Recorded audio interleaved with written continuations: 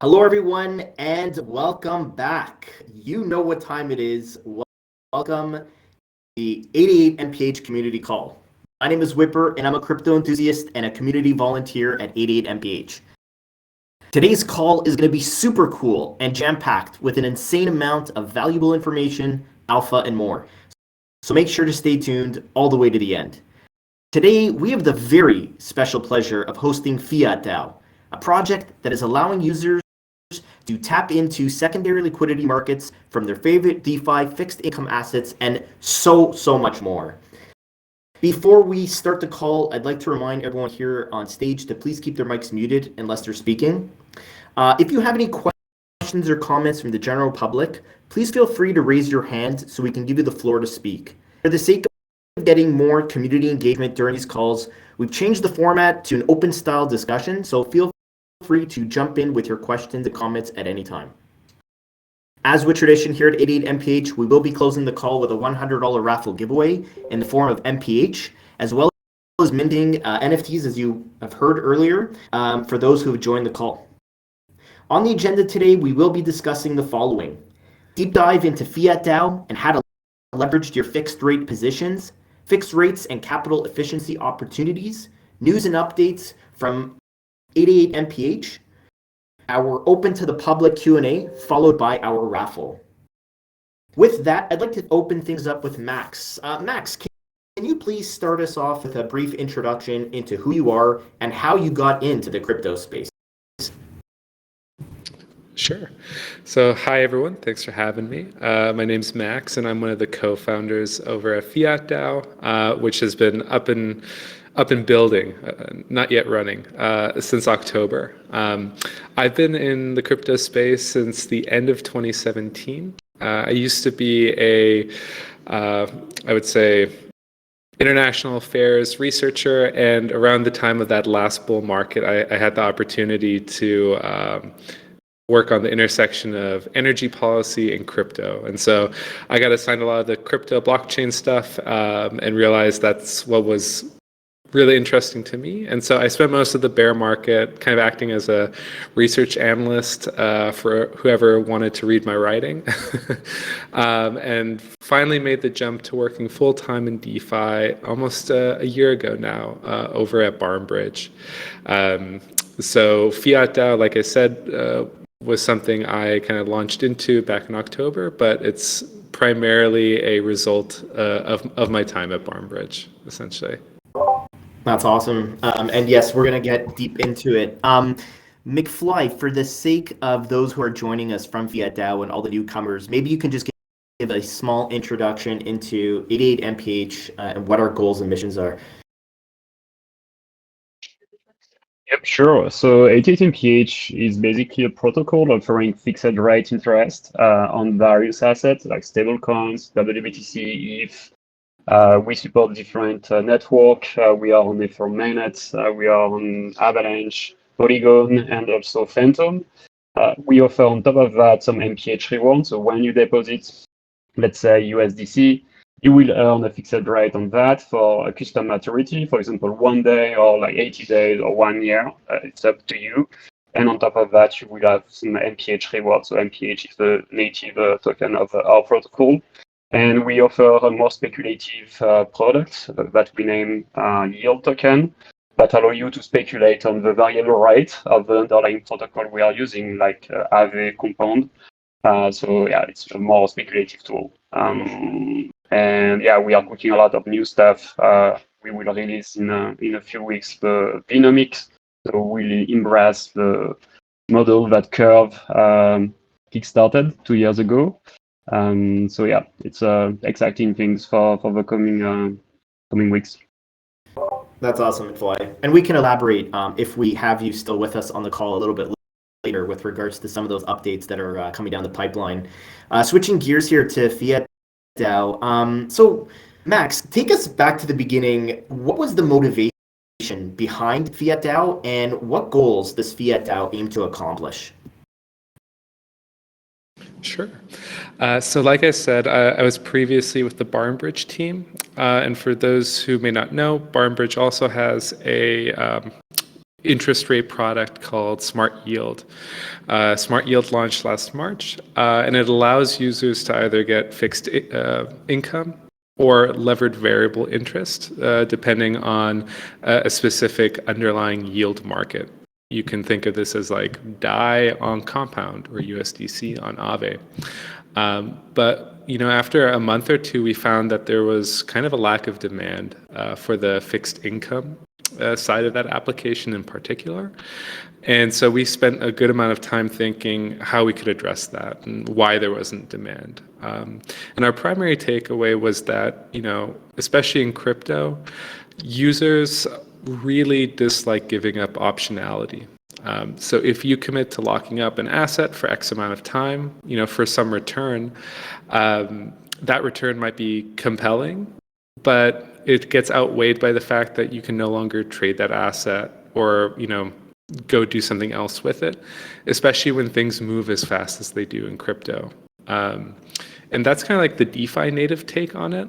But if you take a step back as well, even in the real, traditional financial markets where fixed income is a huge asset class, the thing that we don't have in DeFi that they have there is immense amounts of leverage. So, when you see in the news that government bonds only have a couple basis points of yield, you think to yourself, well, that's, very boring. But you have a ton of players in those markets that can get very high leverage, like very high LTVs, to kind of use lending market terminology there. And so all of a sudden, those very small rates can become very big. So with those two things in mind, we realized that there was definitely a need for a solution in DeFi that allowed people to take fixed income asset positions and get a degree of leverage on those positions, meaning that you retain some optionality. And if you're, a degen, as they say, you can actually lever up those yields as well. And we realized that wasn't a barn bridge native problem, right? Like, for all of the billions in TVL that DeFi has today, fixed income protocols are a tiny drop in that bucket. And so that's what kind of motivated us to think about, how can we build a protocol-based solution to this? And with Fiat DAO, and I can dig into it a bit deeper, we're essentially creating a stable value asset system. I would say stable coin, but that implies certain things, and I can dig into those nuances as well. But the thinking was that there is no incumbent solution, no existing lending market and no existing stable coin that could quite meet all the needs you have to have line up to allow for easy lending against these types of positions. And so that's what we're looking to roll out later this month with Fiat. That's awesome. Thank you for that introduction, Max. So let's first things first. I feel like everyone here obviously is going to get a lot out of this call simply because that's what we primarily focus on, fixed rates here. And I agree with you. Being able to put that fixed income sort of position to work is awesome and amazing, and I feel like so many users could take advantage of that. But I want to take a step back and sort of focus on the stable asset or the stable coin. Why is that sort of essential part of the puzzle here, or is it? And how is that sort of used with regards to levering up a fixed income position? Sure. So I can kind of walk through our thinking on this front. I think one of our initial hopes when tackling this problem was, this prospect of incumbent lending markets like Aave or Compound being able to accept fixed income assets as collateral in their system and then to allow you to borrow against them. That still has not happened a year later, for starters.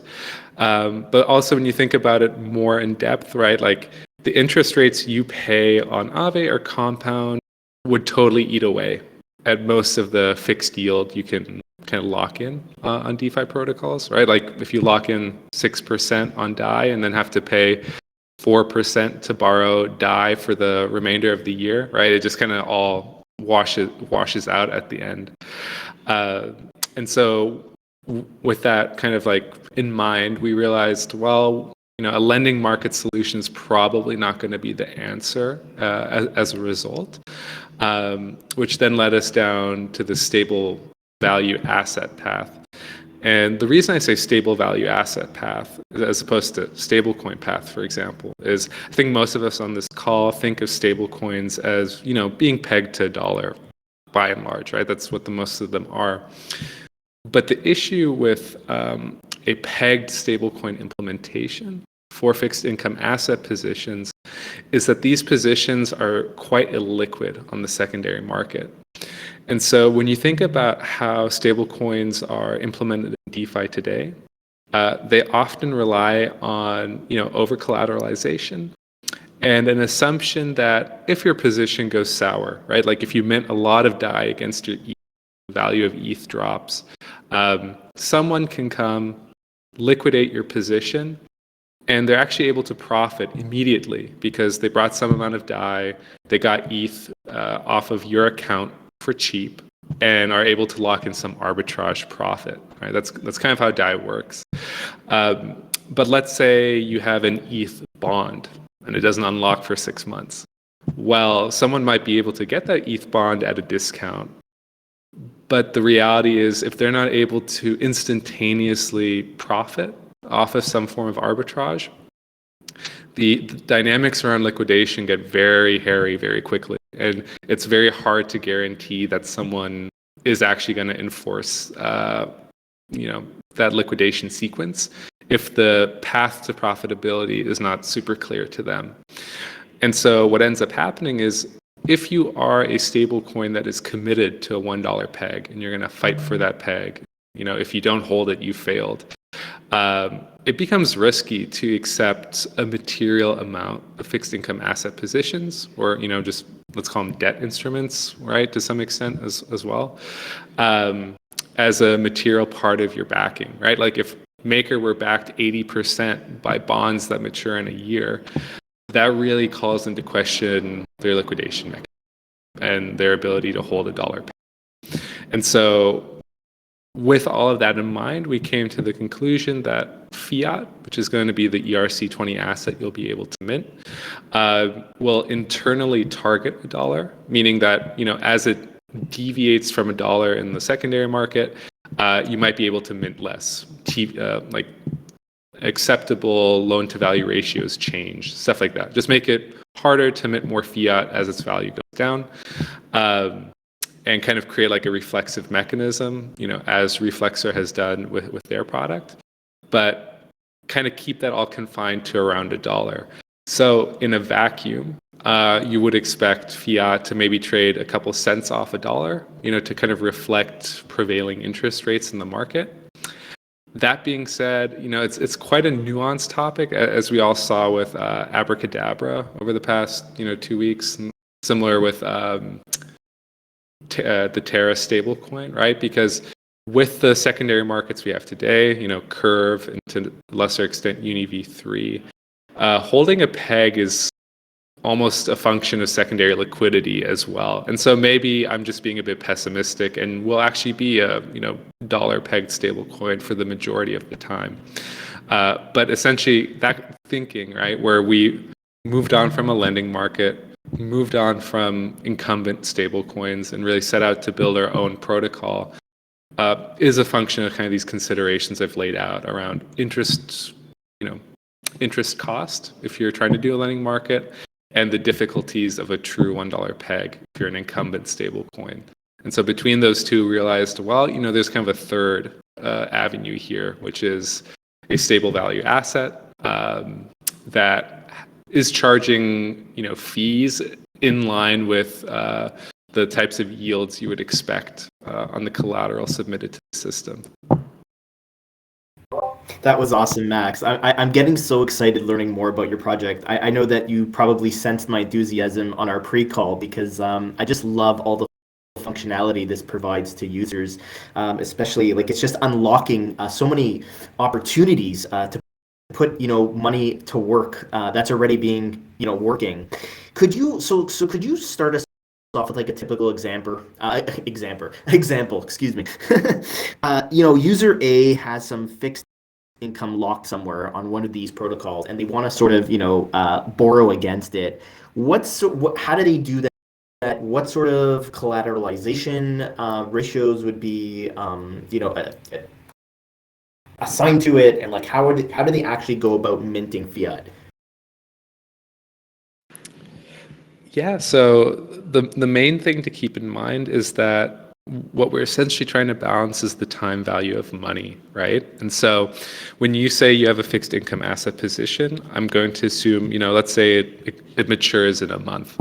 And so you'd be able to come to our platform, deposit that collateral, and based off of the underlier your bond is denominated in, we'd be able to say, there's a maximum LTV that this could ever get to mint fiat against.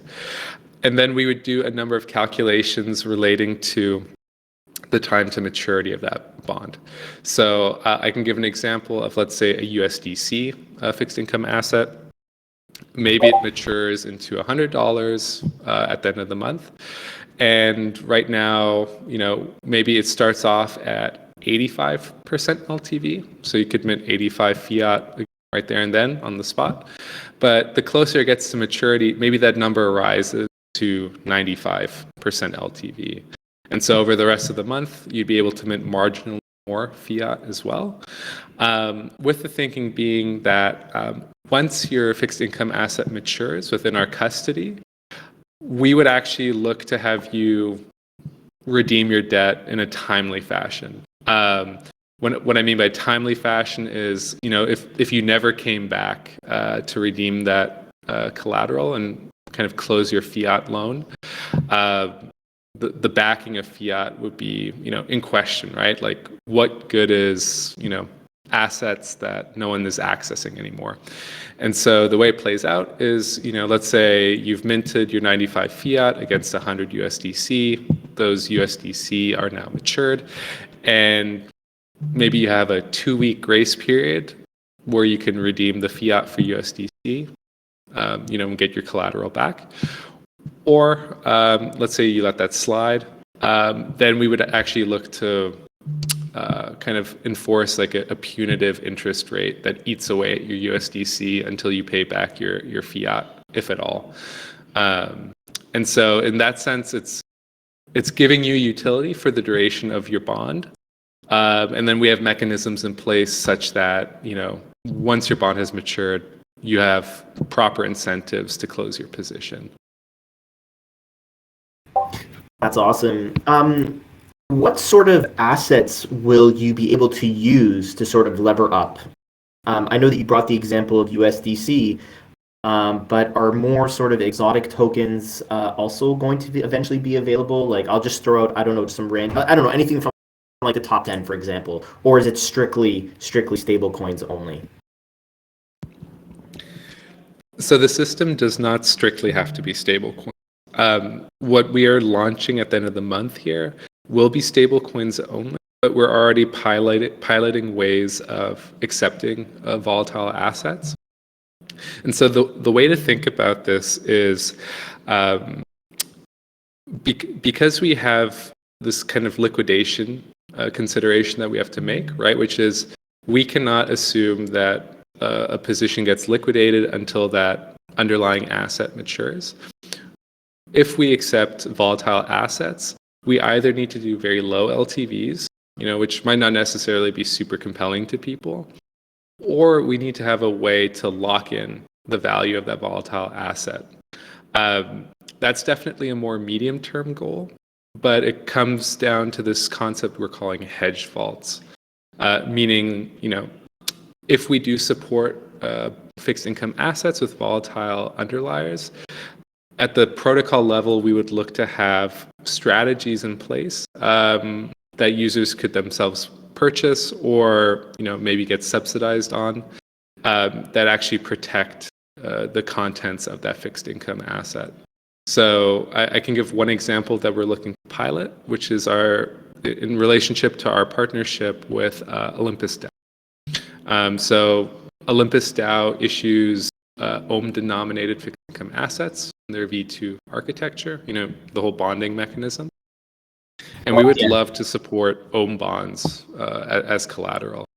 So you could imagine a scenario in which through some mechanism we've collaborated on with Olympus DAO, users would be able to bring their own bonds as collateral, plug them in the system, get a fun LTV against them, and should there be price volatility, we'd actually have maybe put options that allow for a known kind of value of that underlying collateral.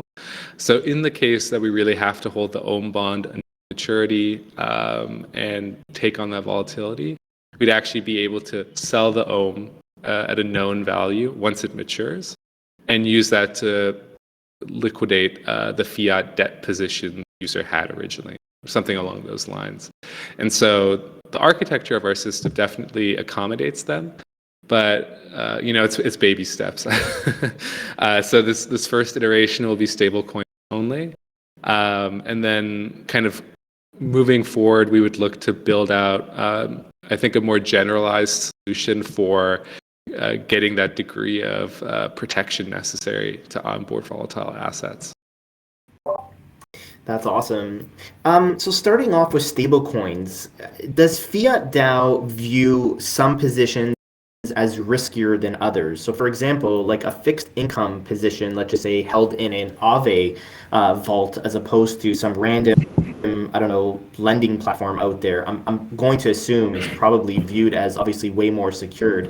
How does the system differentiate from like the different fixed income positions and the platforms that they're actually using to generate that yield, and how is that taken into account with regards to like TVL that's available to the user that wants to borrow against that position?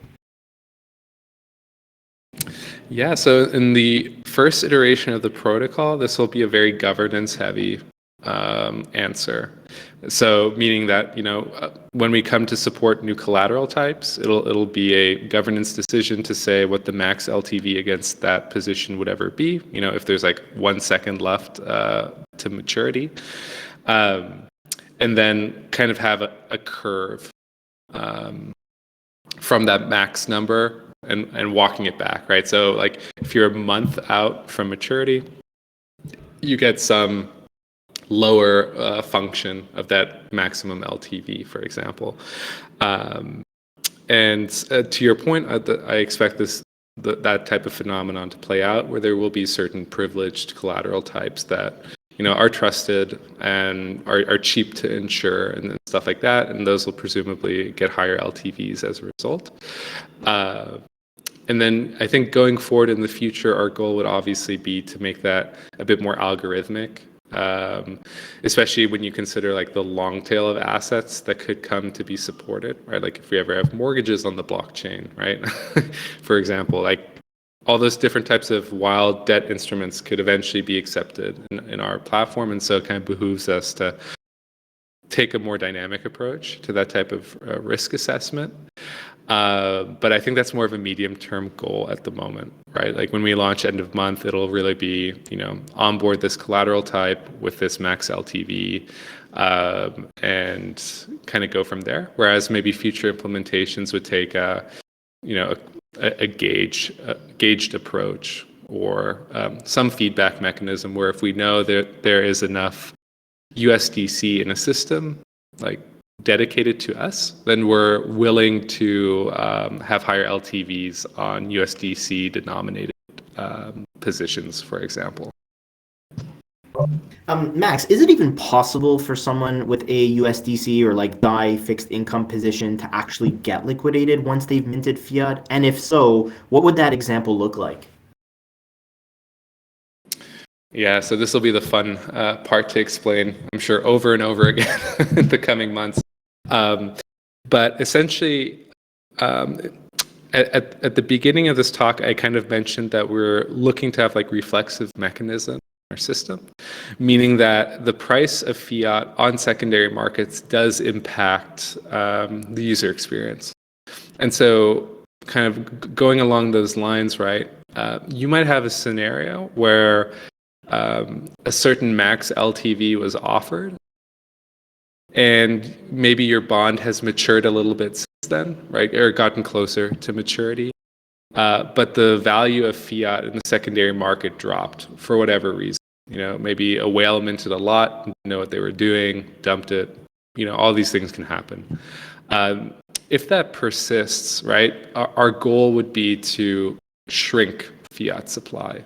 If it's perpetually under $1, like that means there's a supply-demand imbalance to some extent, right? And so in that case, the LTV offered to you would actually fall.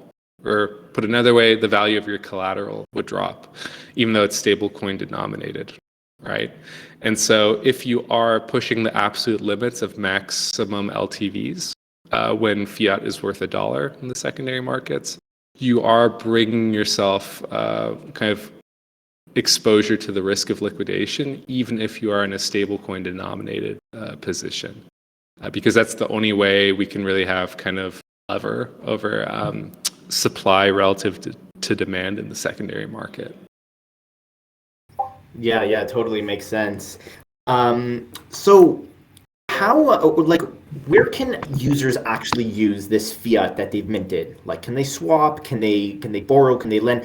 Where can they actually put this fiat now that they've levered up? And like, where can they go to like put that to use, sort of thing? Are you guys planning on like providing liquidity for specific like Uniswap markets or whatnot? Tell us a little bit about fiat and how that will work. Sure. Yeah, so I think this is kind of the battle every, stable coin or stable value asset has to face, right? Is like figure out who wants to actually use it. And so I think our early focus will be on just creating secondary liquidity for, people using this as a blunt instrument, just selling their fiat to get more USDC or something like that.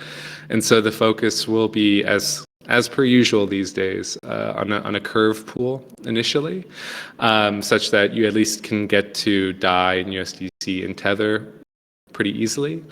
And I think that's like point number one. Kind of secondary concepts here would also be a Rari fuse pool, such that you could like lend and borrow your fiat itself, as well as maybe Uni v3 liquidity. Because I know there are like potential partners like Frax or Fay that are doing liquidity partnerships over there.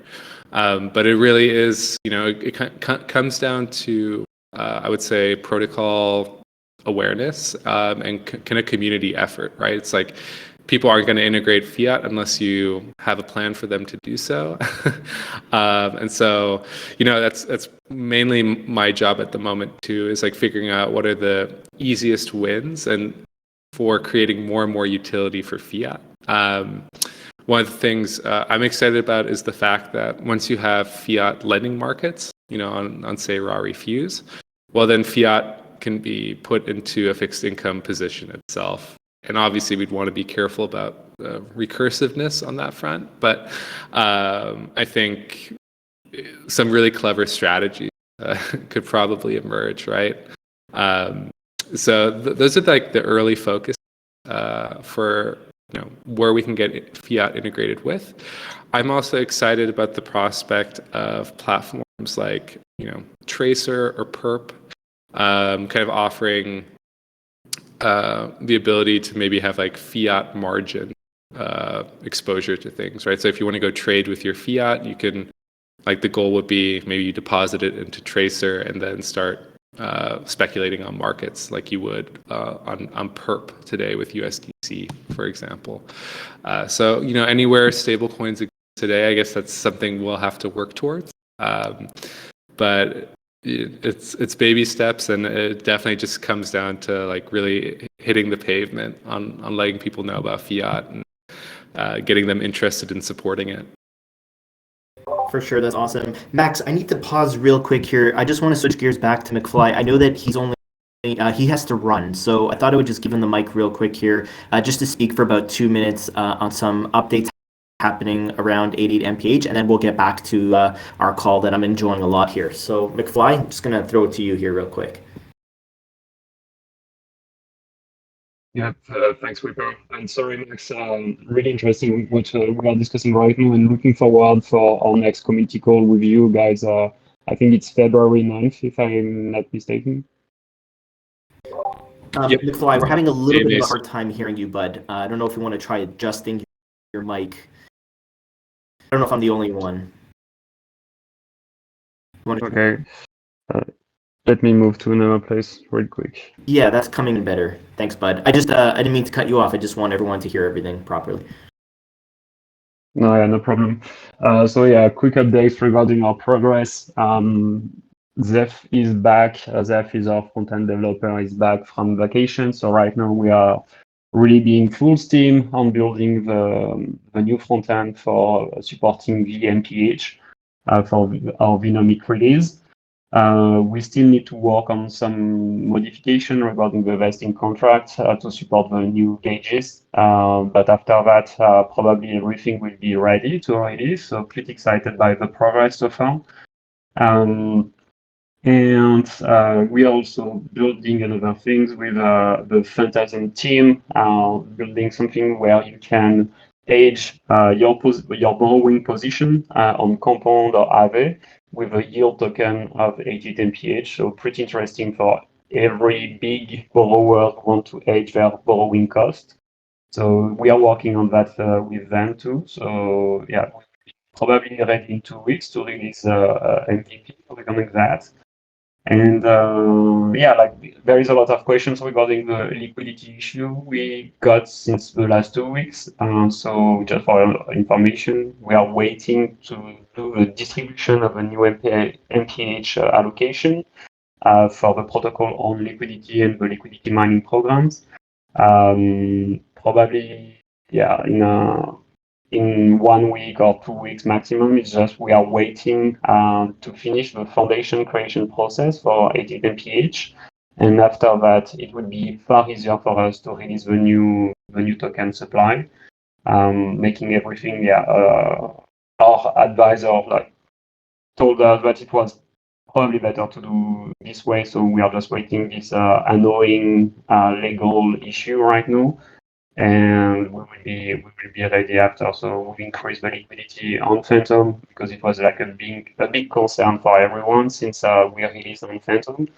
So we launched probably a liquidity mining program with Spooky Swap, and also start doing some LP token with the treasury. And same for if mainnet, of course. And after when the Vinomic will be released, we'll have rewards for every protocol, every network we support, so Avalanche and Polygon. So it will be a far better user experience at the end. So yeah, I suppose that's a big update right now, Whipper. And yeah, let me know if you think about something else, but I suppose it's that. Yeah, that's amazing. I'm sure if anyone has any questions, they can leave it in the general chat, and I'm sure you'll get around to it. But much appreciation on giving us the heads up on that. So yeah, I know that you have to run, so we're going to continue here with Max, but I appreciate you giving that to us. By the way, just want to remind everyone here in the audience, feel free to raise your hands if you have any questions or comments for anything related to MPH as well as Fiat DAO. We want to try to make this as engaging as possible. Back to you, Max. So what sort of interest rates, like roughly, I know obviously it depends on so many factors, but like if you had to throw like a number out, like what sort of interest rates can users expect to pay on their leverage positions when they're borrowing fiat? So that would also be a governance determined variable. I personally would look to see those be, at least at most a tenth of like the yield you've locked in on the initial position, right? Like if you're earning 4%, I don't think charging more than 40 bips makes much sense, right? And so I think that's kind of how that would look to play out. What is cool though, right, is if you kind of extrapolate the potential user flows for fiat, if there is enough secondary liquidity, you could see some pretty cool stacked fixed income rates, right? So like if someone is able to lock in USDC fixed income bond and mint fiat against it and move, with relatively little friction back to USDC with the fiat they just minted. And then they make another USDC bond. And they do that over and over as many times as they can without, friction or slippage eating away at anything. Then you can kind of envision there being positions that are fixed income, but, potentially multiples higher than what you would get with just one go around. And so that's like another thing to consider, I think, on the interest rate or the interest cost of fiat relative to those levered positions, right, is another thing to keep in mind. Yeah, that makes sense. So you're saying like a person in theory could like lever a fixed position, get fiat, enter another fixed position, borrow more fiat, and just keep doing this loop. And was that what you were talking about? Exactly. Wow, that's good. And so, obviously there would be like friction in that, right? Like we're not allowing 100% LTVs. You might not get $1 worth per fiat in the secondary market. And the third element would be, if you're looping, that means you're driving down the yield of whatever market you're depositing further into. So those are the three main sources of friction. But if you can accommodate for all three, it becomes possible to essentially stack fixed income on top of each other. And obviously you have to pay back your fiat eventually, but the yield guaranteed to those positions would be yours to keep. So maybe, you're able to turn that 4% into 12%, right? If it's like a really amenable pathway that's available to you. And that's kind of our North Star, right? It's like, what can we do to increase the loopability or to be a bit more professional, the capacity for releveraging. Awesome. I love it. So let's talk a little bit about the governance token. Is it strictly a governance token, or will there be some sort of protocol revenue share? Let's dig a little bit into that if we could. Sure, and I think we're in a bit of a unique boat. So I'll start it from the top. Essentially, Fiat DAO has no real-world incorporation. There's no Fiat DAO Labs LLC anywhere or anything like that. It's purely the governance token. So we originally launched the governance token back in November and have just been giving it away ever since. The idea being we wanted to launch this product into an existing community and allow it to be community owned from day one, essentially. And so in that sense, today, FTT only gives governance rights. We have an on-chain infrastructure for this. Like there's a community vault, community treasury. It's like not even a multi-sig, but hasn't gotten used just yet. But it's all there. So the hope is that with the launch of Fiat, the protocol, that stuff gets a bit more, noticed by community, and people start thinking with that in mind. And then looking forward, we definitely are of the opinion that FDT should play kind of a risk management role within the body of the protocol and kind of address certain, address some of those points I mentioned earlier about, liquidation concerns and, making things a bit more cushy, right, so to speak, right? Because we've built this base protocol, but there are definitely scenarios in which, no one wants to liquidate this, fixed income asset position. Can we incentivize people to maybe do so? And can we incentivize people in a capital efficient way that doesn't bankrupt the protocol, right? Like those are, I think, considerations that are definitely top of mind for us with the FDT token. And so in the medium term, I would definitely expect us to start rolling out like risk management utility for FDT, such that governance, can make these types of voting decisions that we've, but can also play a more dynamic, where like the way you stake your FTT has an actual impact on some of these risk parameters in the protocol. Because I think it just becomes so much overhead, right? If like you have to vote for every single parameter change, it just doesn't scale well, especially kind of this unique part of DeFi, right? Because like today, we're talking about 88 MPH collateral, but in the future, right, it could be all types of various debt instruments across DeFi, right? Like maybe we have mortgages, maybe we have DAOs issuing bonds, and all these different types of things that exist in the real world but don't exist in DeFi today. And this would all be things that would have to get parameterized if they were to be supported by fiat. So I definitely think there's a pathway to FTT, utility within the governance structure. And that'll be our focus after kind of deploying this guarded launch or public beta even at the end of the month. Are there specific projects for your guarded launch that you guys will accept as fixed income position collateral? And if so, what are the initial guarded projects that you will be sort of whitelisting on the platform, where users that are currently using them can come and sort of borrow against them and put that fiat to work? Yeah, so currently the plan is to launch with element finance and notional finance positions. We're working with Yield and yourselves to kind of prioritize those vaults in the beginning as well.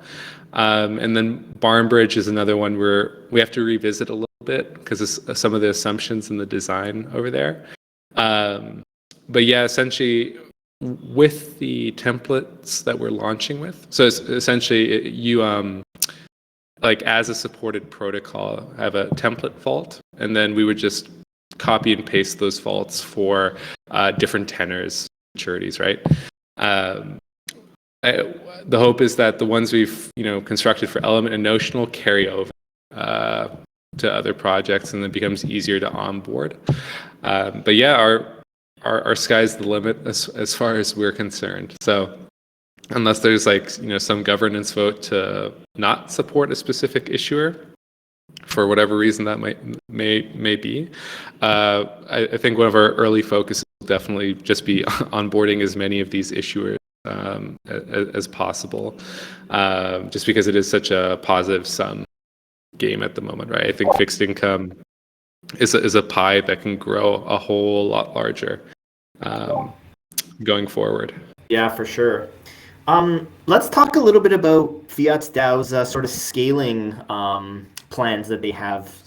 So I'm sure a lot of these issuers may already be on some Ethereum L2s, maybe some side chains or completely different alternative layer ones altogether. What is in the roadmap, so to speak, to help users alleviate high gas costs while performing these transactions, levering up their fixed income positions? So in the short run, I do think it'll be more straightforward to bridge Fiat the ERC20 versus Fiat the protocol. Just in terms of like the engineering lift, right? And so while we are launching on Ethereum mainnet, I think we're definitely very interested in Phantom, Avalanche, and Polygon in particular. Obviously, you guys are on Phantom, and that definitely kind of drives our decision making at the end of the day, right? Like it doesn't make sense for us to try and deploy on a chain that doesn't have any fixed income issuers. So I think those kind of those options make the most sense in the medium term. I don't know if Arbitrum or Optimism currently have any issuers at the moment. So I think the roll-ups will probably be they would come after things like Polygon and other EVM chains. Right, totally makes sense. I want to focus just a little bit more on sort of news and updates. Especially now that we're nearing close to the hour, I do want to give some time to the general public to ask some questions. But Max, is there anything worthwhile mentioning to listeners today? Perhaps like a big milestone that you achieved. What can we expect and look forward to within the next couple of months with regards to Fiat DAO? Yeah, so I mean, our main milestone is this February 22nd guarded launch. And I think with that, the early achievements will just be kind of, what's the word? I think we're placing a lot of emphasis on our partnership with Olympus DAO. And I think it'll be a good case study of how other protocols can go up to bat for each other. So like Olympus owns a lot of voting power in systems like Curve and Frax Finance. And so I think, at least on my end, I'm really excited about seeing, the governance play out as a result, as we're trying to get a Curve gauge, for example, because that then just opens up a lot more utility for fiat, as we live or die by secondary liquidity as a stable value asset. So definitely excited to see kind of the community rally around the 22nd. And I think, on a more qualitative level, with the launch of the protocol, everything goes open. Like I said, we don't have a real world entity, like none of this stuff is behind lock and key. And so for the past couple of months, we've been working, a bit in the shadows, contributors, but, we're alongside this protocol launch, we're also like planning for a real like DAO structure launch, right? Like what do our working groups look like? What does compensation look like? And, building those types of processes out so we can be a true, like open source org as well as protocol. And that all really comes down to the 22nd and everything that gets set in motion at that point. That is awesome, and we're all looking forward to watching the success of Fiat DAO. I'm going to pause here for a second to scan the audience. Stephen and Dakota, if you guys can just help me, I do see that I think there's two people who have their hand up. There's just a lot of people with us today. Yeah. I wanted to give one quick reminder while I'm here. If you all saw, I stopped the chat briefly and reminded everybody that we are going to collect wallets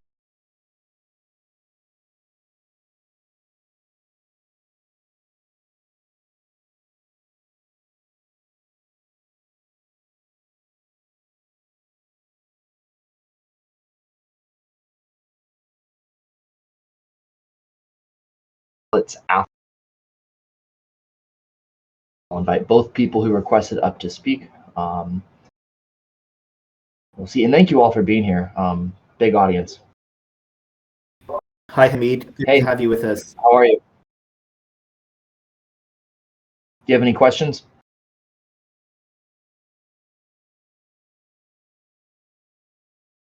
Hey, Kays McFory. Do either of you have any questions for either of us?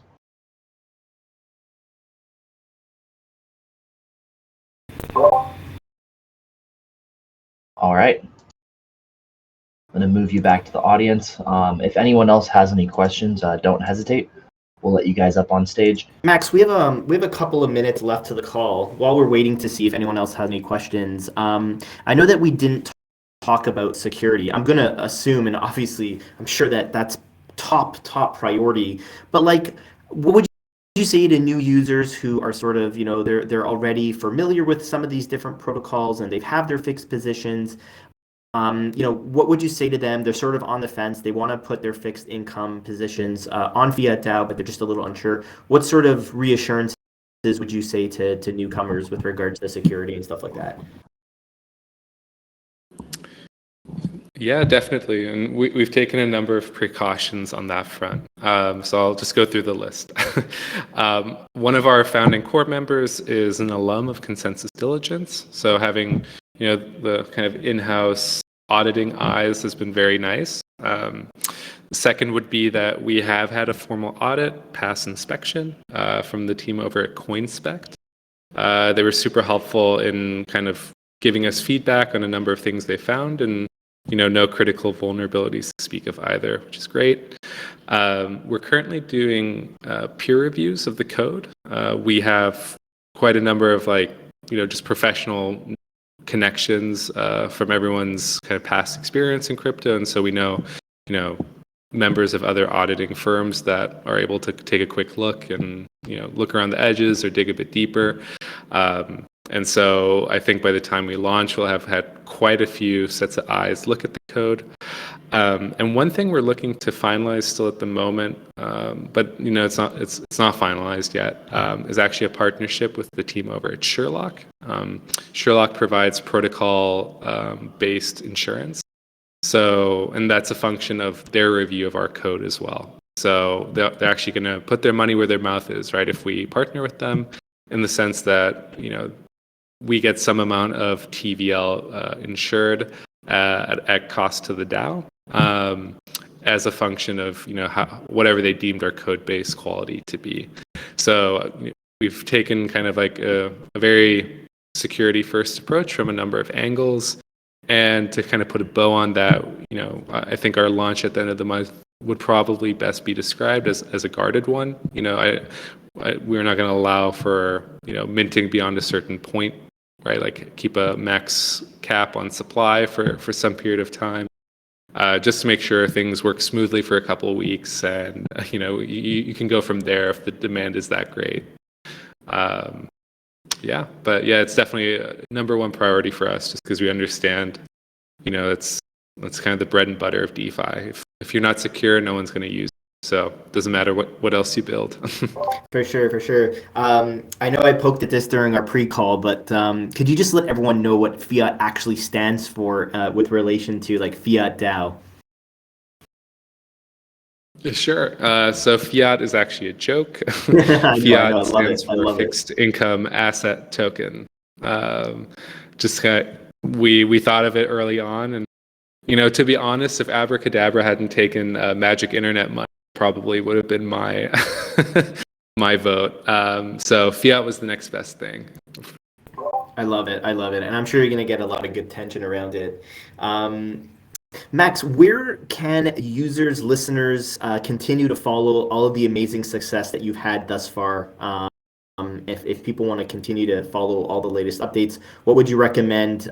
Should they follow you on Twitter? Do you want to maybe drop your Twitter handle in the general chat along with like maybe your Discord or Telegram? First, maybe let users know, and then if you wouldn't mind, maybe just dropping some information in the general chat so that people can focus and follow all of the latest developments. Definitely. So for those of you who are on Twitter, our Twitter handle is just /Fiat DAO, which is FIAT DAO. And in the bio of that account, we have a link tree address that has everything you could want to know about our Discord, our forum, white paper, website, and so on. And I'll be sure to throw that in the chat. Most of our community can be found on Discord, like yours here. So nothing new on that front. But yeah, it's all in that link tree that you can find on Twitter.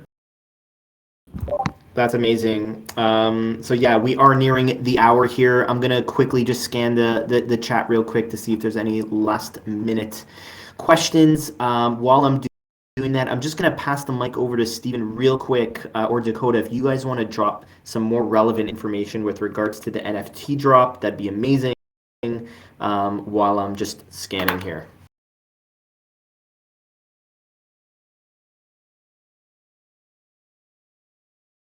Steven? Thank you, Whipper. Yeah. I Go ahead, closed Steven. I closed down the chat for just a second. If everyone wants to just read that, I posted our relevant links. Max, if you also want to post some information in the chat for where people can learn more about Fiat DAO, for those who want to understand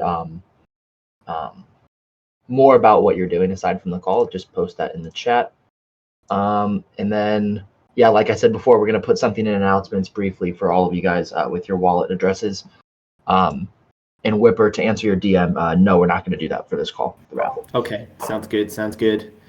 Yeah, so it doesn't look like we have. Oh, sorry, Steve. Dakota. Dakota, I interrupted you. If you wanted to say something.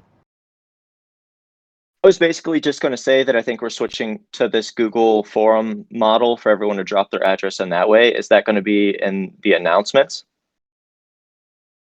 Correct. I'm gonna put that up in the announcements in just a moment. Okay, and then the last thing I wanted to mention was the everyone should go check out the Fiat DAO Discord for sure. I believe you still have to own some fiat to get into the group chat, but they do have a lot of good things going on over there. And Max has a very big presence, and you guys should make sure that you take the time to go check him out if you're not already part of that. Yeah, well said. Well said. Agreed.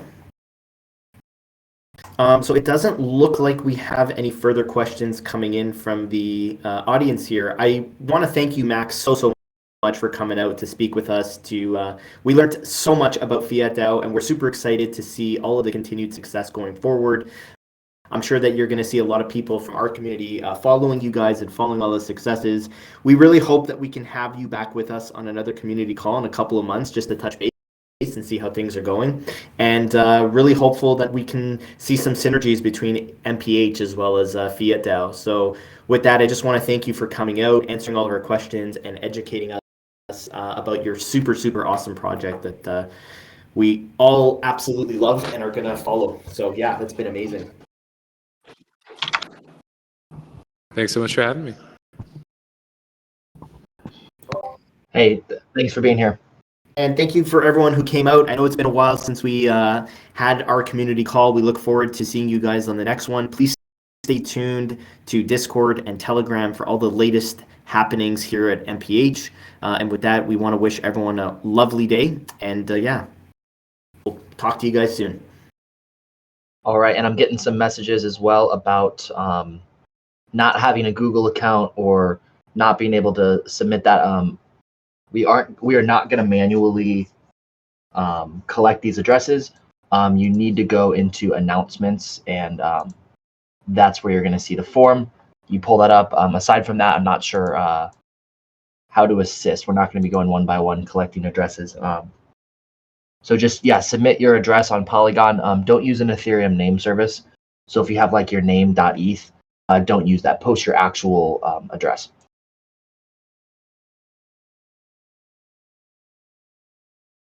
All right. And if anyone also wants to listen to this later, I'm going to post this up on YouTube. This is actively being recorded.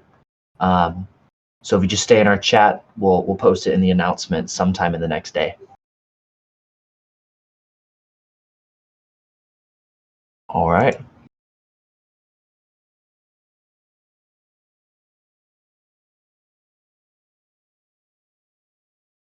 I'm going to reopen the chat.